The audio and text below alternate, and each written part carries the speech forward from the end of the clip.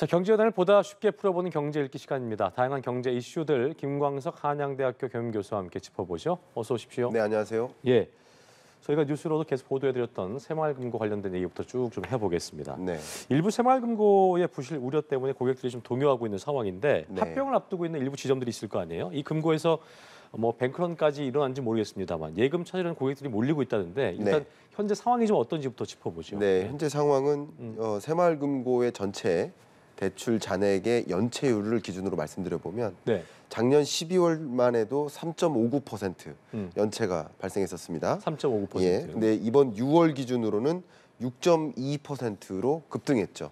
올랐군요. 근데 이 6.2%를 어떻게 비교하면 좋겠냐면요. 은행권 연체율 전체 기준으로 보면 0.37%입니다. 예. 그러니까 16배나 높은 거죠, 연체율이. 그러니까 연체율이 새마을금고 연체율이 올라가는 것도 사실이고 현재 은행권 연체율의 평균치에 비하면 16배니까 연체가 엄청나네요. 굉장히 많이 발생하고 있다. 특히 이 중에서도 여러 연체가 있겠는데 가계 대출이 있고 기업 대출이 있겠는데 기업 대출 연체율이 9.63%로 굉장히 높게 차지하고 있고요. 특히 이 중에서도 부동산 대출 부분이 27조 원이었다가 56조 원으로 크게 급증하면서 예. 결과적으로 이런 불안감 이런 것들이 좀 조성되고 있는 상황이라고 볼 수 있겠습니다. 사람들이 실제로 많이 좀 몰리고 있나요? 어떻습니까? 지금 그 뱅크런이 일어날 수 있는 상황인가요?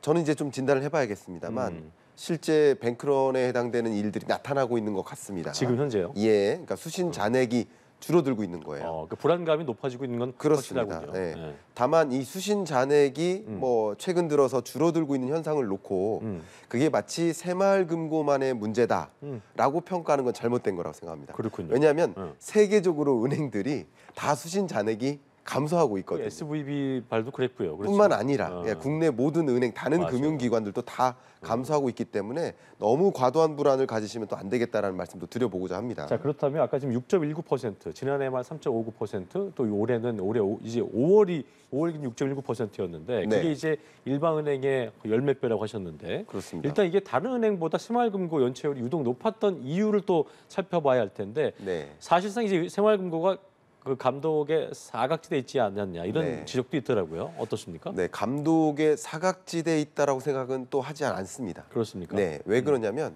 그러니까 관리 감독 기관이 없다라고 생각하시는데 있죠. 그게 바로 행정안전부죠. 그렇죠. 물론 다른 금융기관들은 금융위원회, 금융감독원의 관리 감독을 받고 있기 때문에 더 까다롭고 면밀한 잣대로 관리 감독을 받고 있다고 생각할 수 있으니까 상대적으로 관리 감독이 좀 부실한 거 아니냐라는 좀 생각을 해볼 수 있는데 그 생각이 전혀 틀리다라고 생각을 하지 않습니다. 다만 어쨌든 주무부서가 없는 것이 아니라 행정안전부의 관리 감독을 받고 있고 그뿐 아니라 이 금융위원회, 금융감독원에 각각의 협의체가 있어요. 협의체를 중심으로 관리 감독 체계하에 있습니다. 예. 그런 것들을 같이 객관적으로 좀 들여다볼 필요가 있지 않을까 사각지대는 생각합니다. 아니다. 예. 근데 이제 왜 새마을금고 연체율이 유독 높은가 네. 이 부분도 좀 짚어야 되겠어요. 물론 관리 감독 부실의 문제도 있다고 볼 수 있습니다. 아예 관리 감독 체계가 없다는 것이 아니라 있긴 있는데 다른 금융기관에 비하면 그 관리 감독 정도가 좀 약하다라고 생각은 해볼 수 있을 것 같습니다. 첫 번째고요. 예. 두 번째는요.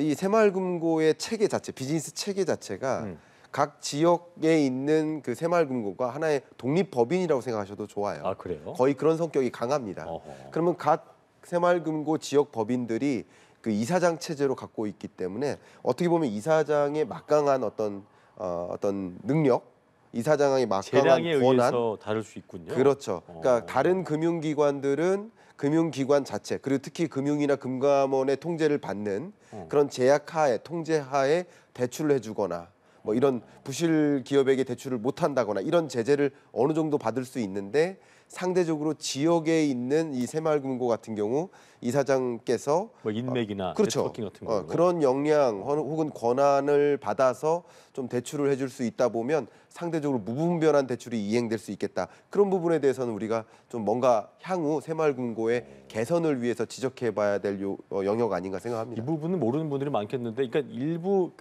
일반 은행들이 그 지점이 있잖아요. 브랜치가 네. 있고 지점장이 있는데 예. 그 개념과 좀 다른 거군요. 다르죠. 개념 그 지점별로도 그 지점의 개념보다는 예. 각각이 독립기관을 좀 독립적인 법인이다 이렇게 볼 수 있는 예, 거군요. 금융산업이야말로 규제산업이라고 많이들 하시잖아요.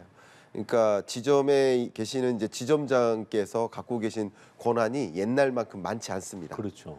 그러니까 은행 자체적으로 네. 혹은 금융위의 통제를 받는 은행에서 제공하는 그 예를 들어 대출이라든가요. 예. 이런 것들이 지점장 스스로 결정할 수 있는 권한이 많지 않아요. 그러니까 역시 은행의 요즘은 관리의 좀 개념이겠죠. 그렇죠. 예, 예. 관리 수준인 것이지 그 권한을 넘어서까지 발휘할 수가 없는데 이사장은 독립적으로 그 그렇군요. 권한을 발휘할 수 있다는 점은 하나의 규제 사각지대가 아닌가 해석해 볼 수 있는 영역입니다. 그렇겠네요. 네. 어쨌든 그렇게 돼서 새마을금고의 건전성에 대한 불안감이 커지고 있고 제가 앞에 말씀드렸던 것처럼 일부 지점 인수합병 얘기가 나오는 지점에 대해서는 네. 뱅크런의 움직임도 좀 보이고 있는 상황인데 네. 이에 정부가 좀 안심하시라는 일환으로 범정부 대응단을 구성을 했습니다. 네. 새마을금고 인수합병할 때 이제 그 예적금 다 받을 수 있겠는 이 부분이 제일 중요한 거잖아요. 네. 근데 네. 100% 이전에 보호하겠다 계획을 네. 발표한 것 같은데 네. 구체적인 내용 짚어보죠. 일단 제가 여러분들께 명확하게 좀 말씀드려보고 싶습니다. 네네. 그러니까 문제가 있는 게 사실이에요. 음.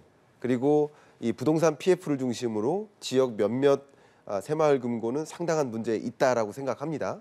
그러나 이것으로 인해서 나의 돈도 못 돌려받지 않을까 하는 과도한 불안감은 또 지양해야 될 것 같고요. 네네. 그 과도한 불안감이 실제 새마을금고 위기를 만들 수도 있는 거예요. 그렇기 때문에 저는 객관적으로 우리가 좀 진단해 볼 필요가 있겠다라고 말씀드리겠는데 예를 들면 이렇습니다. 제가 이 부분 좀 시간을 할애해서 설명드리고 싶어요. 새마을금고가 지난해 고금리 시대에 굉장히 많은 돈을 벌었습니다. 새마을금고 전체 순이익이 예. 1조 5,500억 원 순이익이요? 정도. 예. 이게 새마을금고 역사 이래 가장 높은 수준의 순이익입니다. 단기 순이익 기준. 이자 장사를 아주 크게 했군요. 그렇습니다. 그리고 예산 규모를 보면 전체 여신 규모 대출해준 여신 규모를 보면 대략 198조 원 정도 되고요. 그렇군요. 이 중에서 지금 이야기 나누고 있는 부동산 PF 공공대출 부문 이게 21조 원인 거예요. 그러니까 새마을금고 전체의 부실이 아니라는 것을 좀 강조하고 싶습니다. 예. 일부의 부실인 거고 그 일부의 부실이 새마을금고가 쓰러질 것처럼 이해하실 필요는 없으시겠다. 이 말씀을 좀 드립니다. 그리고 새마을금고 같은 경우는 새마을금고법이 있습니다. 예. 법이 있고 역시 예금자 보호기금을 설치했고 1인당 5천만 원 상당의 예금자 보호 제도를 갖고 있고 오히려 그 어떤 금융기관보다 예금자 보호 제도를 가장 먼저 구축한 금융기관이라고 해석해 볼 수 있겠습니다. 예. 마치 은행이나 저축은행이 예금자 보호법을 가지고 있고 농협 같은 경우 농협협동조합법을 가지고 있고 신협 같은 경우 신용협동조합법을 갖고 있는 것처럼 역시 새마을금고 보호법 하에 안전하게 대치를 하고 있다라는 것이고요. 예. 중요한 것은 몇몇 지방 새마을금고가 매우 부실하다라는 말씀 드렸잖아요. 네네. 연체가 심각하다. 예. 그러면 이들의 인수합병을 도모함으로써 부실한 그런 새마을금고 지역 법인을 인수합병함으로써 그 부실을 떨어뜨리겠다라는 것입니다. 그래서 부실 부문을 해소하겠다라는 방향이에요. 다만 인수합병하는 과정에서 통폐합되는 과정에서 그러면 내가 이미 예치했던 예치금을 못 돌려받는 거 아닌가 하는 불안감 때문에 뱅크런이 추가적으로 발생할 수 있는데 그러실 필요까지는 없다라는 말씀을 강조하고요. 예. 특히 이번에 정부가 제시한 이 대응단을 통해서 제안한 것은 100% 예금을 보호해주겠다라고 했기 때문에 이런 부분에 대해서 과도한 불안감을 갖고 과도하게 또 뱅크런으로 이어지지 않았으면 하는 마음도 좀 담아서 말씀드립니다. 이게 보니까 예금자 보호법 같은 경우는 5천만 원까지 보장이 되는 건데 그렇습니다. 그 이상이 이제 예치한 분들도 많이 있을 것이기 때문에 네. 이거보다 더 이상 된 사람들 또 이자 같은 거 다 유지될 수 있는 거야? 이렇게 불안해하시는 분들 많을 거예요. 이 부분도 네. 좀 책임을 지겠다 얘기인 거죠. 그렇죠. 이제 법에 의해 기존 법에 의해서 예금자를 보호해주는 정도는 5천만 원이었지만 그 이상의 경우에도 100% 보호해주겠다라고 조치를 강구했기 때문에 예. 그 부분에 대해서는 저는 개인적으로 의심의 여지 없이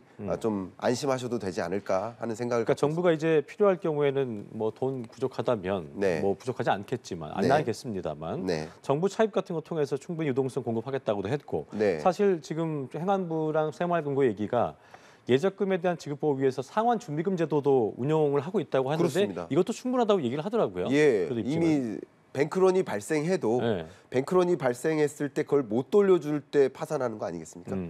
그 대표적인 예가 SVB 사태였고요. 그렇죠. 근데 예적금에 대해서 약 30% 가까이. 그러니까 77조 3천억 원입니다. 확인해 보니까 이 정도의 현금성 자산을 이미 보유하고 있기 때문에 예. 이미 자체적으로 대응할 만한 능력이 있다. 이렇게 말씀드리겠습니다. 자, 그렇다면 저희가 앞서 언급해드렸던 그러니까 일부 지점에 대해서는 문제가 있는 것은 사실입니다. 맞다라고 하셨기 예. 때문에 이 부분에 대해 정부가 특별 검사를 진행 중에 있고 네. 필요한 경우에는 지점 뭐 폐쇄도 그렇고 인근 지점과 통폐합을 추진한다 네. 밝혔는데 사실 어느 정도의 구조조정은 좀 필요한 상황인 거죠? 당연히 필요하다고 생각합니다. 이번에 관리 감독의 주된 타겟이 전체 100곳이고요. 특히 연체율이 높은 새마을금고 지점이겠죠. 그 중에서도 30곳이 유독 연체율이 높고 예. 그 자체적으로 부실에 해당되는 여러 가지 문제들도 배임이라든가 여러 문제들도 발견된 것들도 같이 맞물렸고요. 그런 지역 같은 새마을금고 같은 경우는 당연히 통폐합되거나 구조조정되어야 결국 이런 부실 문제를 떨어뜨릴 수 있거든요. 그런 과정을 만들겠다라는 것이고 그런 과정 하에서 설마 예치금이 있다 하더라도 그러니까 인수합병되면서 없어지면 나 예치금 못 받는 거 아니야라고 생각하지만 인수합병되는 과정에서 여전히 그 예치금은 받을 수 있게 구조를 만들고 있다라는 것을 말씀드리고자 합니다. 알겠습니다. 과도한 우려는 하실 거 없다는 말씀을 계속 강조해 주셨습니다. 상황을 좀 지켜보겠고요. 주제를 좀 바꿔보겠습니다. 네. 금융당국이 은행 산업의 어떤 과점체를 좀 깨겠다. 그리고 경쟁을 촉진하겠다는 대책을 공개했는데 네. 여기서 가장 이제 주목되는 부분이 그런 부분이에요. 지금 시중에 저희가 알고 있는 그런 은행들, 주요 은행들 외에도 예. 지방은행을 시중은행으로 전환을 허용하겠다. 이 얘기인데 상당히 의미가 있어 보입니다. 네. 그러니까 우리 경제학 교과서에 어렸을 때 여러분 공부하시다 보면 독점 시장 그리고 독점은 그냥 유일한 그 해당 비즈니스를 하는 기업인 거죠. 독점 시장. 그리고 조금 그게 많은 기업들이 몇몇 플레이어가 많다 그러면 과점 시장. 과점 시장. 근데 우리가 가장 뭐라고 해야 될까 아이디얼하게 보는 그런 시장의 모습은 완전 경쟁 시장. 근데 지금 은행 산업을 놓고 보면 5대 은행이 전체 예금 시장의 75%를 차지하죠. 과점이죠. 과점 시장에 비유될 수 독과점 있습니다. 같은. 그럼 과점 시장의 문제가 뭘까요? 이미 과점하고 있고 내 이 시장을 싹 잡고 있으니 나 스스로 경쟁력을 더 갖출 필요가 없습니다. 뭐 신규 기술을 도입한다든가 불안할 필요도 없고요. 그냥 이자 장사만 하면 되는 것이고요. 더 금융 서비스 혹은 상품 개발을 추진하거나 글로벌 경쟁력을 추구한다든가 이런 한 발 더 나아가기 위한 준비를 더디할 수밖에 없는 거죠. 그러니까 과점 시장이 아니라 더 많은 시중은행들을 허용함으로써 이걸 경합 시장으로 만들겠다라는 방향성을 제안한 것이라고 볼 수 있겠습니다. 일단 어쨌든 신규 은행업계 신규 플레이어라고 하는 이제 그 매기를 풀어놓고자 하겠다는 건데 네. 일단은 대출 시장 5대 신용은행의 그 비율을 봤더니 대출 시장이 66%도 그렇고 맞아요. 예금 시장 같은 경우는 뭐 75% 점유하고 있기 때문에 이 상황에서 누가 어떤 지방은행이 또 이제 매기가 될 것인가에 대한 관심이 쏠리는데 일단 언론에 보도가 되고 있는 바로는 대구은행이 정부적인 지점망을 좀 갖고 있기 때문에 갖는 어떤 시중은행으로 전환하겠다 의사를 밝히면서 그 역할을 할 수 있을까 없을까 뭐 또 얘기가 나오고 있는 것 같아요. 이 부분은 좀 어떻게 좀 바라보고 계십니까? 그러니까 대구은행이 이제 지역은행으로서 지금 이제 DGB라는 또 용어를 쓰고 있는데요. DGB, DGB 대구은행이라고 볼 수 있는데요. 이 은행이 그냥 지역은행에 멈도는 것이 아니라 말 그대로 5대 시중은행과 경합을 벌일 또 다른 은행으로서 인가를 받고자 하고 있습니다. 네, 역시 이게 인가가 된다면 마지막으로 새로운 시중은행이 등장했었던 시점이 1992년입니다. 한 30년 전인 거예요. 그때 평화은행이라고요. 그때 새로운 시중은행이 평화은행 기억나요? 기억나세요? 예. 그때 등장했었고 그 이후로 한 번도 새로운 시중은행이 등장하지 않았었습니다. 그랬군요. 근데 만약에 대구은행이 이번에 인가를 받게 된다면 정말 한 30여 년 만에 처음으로 새로운 민간 시중은행이 등장하는 것이고요. 근데 다만 걱정하는 것은 만약에 기존 5대 은행과 경쟁할 수 있을까? 사람들이 대구은행에 그걸 얼마나 맡길까? 그렇죠. 뭐 이런 생각. 그런 부분을 좀 고민하는 사이드도 있고요. 그러나 이 금융산업에서 더 중요한 것은 이제는 상품이다. 금융상품이다.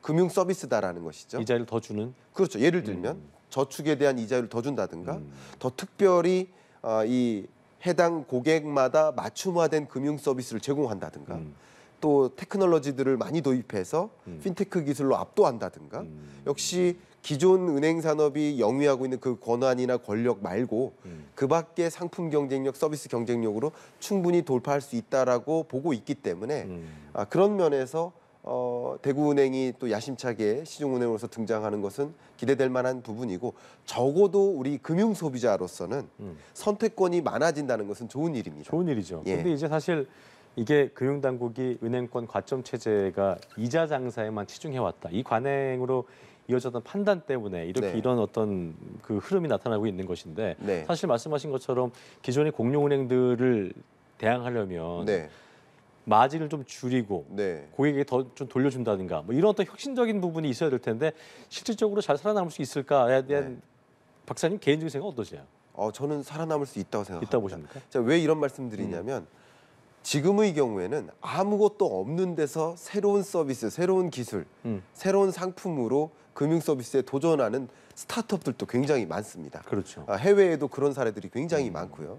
가장 대표적인 예 중에 하나가 하나만 들어드린다면 미국에서 그 한 학교의 졸업생인데 졸업생이 현재 재학생에게 대출해주는 장학금 대출 이런 특별한 금융 상품을 가지고 성장해서 정말 대형 은행이 되는 케이스도 있고요. 그렇군요. 그러니까 이런 식으로 어떤 상품이든 상품이 중요하군요. 그렇죠. 어떤 경쟁력 건지. 있는 모델을 제시하면 충분히 성장할 수 있기 때문에 그건 대구은행뿐만 아니라 그냥 스타트업도 가능할 수 있기 때문에 예. 당연히 그런 부분에 도전할 수 있도록 이 시장을 열어줘야 되지 않을까 생각합니다. 예, 알겠습니다. 경제읽기 김광석 교수와 함께했습니다. 오늘 말씀 고맙습니다. 감사합니다. 예.